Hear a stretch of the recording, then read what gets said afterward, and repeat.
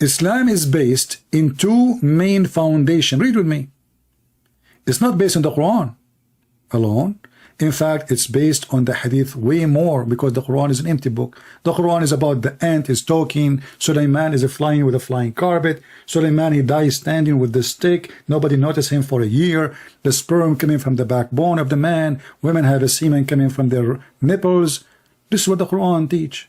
But you notice today, every single Muslim called us, said he don't care what the hadith says, he don't care what the scholars said. We knew why they are saying that, because simply they are trying to avoid the embarrassment and to prove them wrong.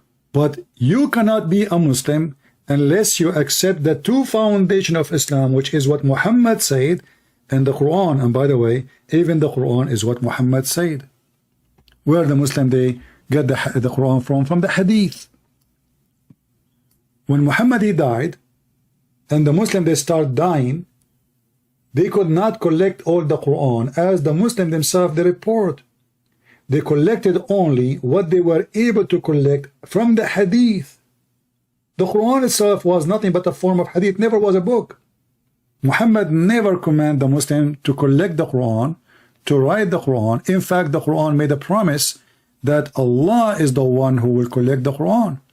And this is again proving the Quran to be a false book, because when the Quran says innahu wa Qur'anahu, it is on us, chapter 75, verse number 17. This is why the Muslims in the time of Muhammad's life and even after his life, they did not really have any Quran.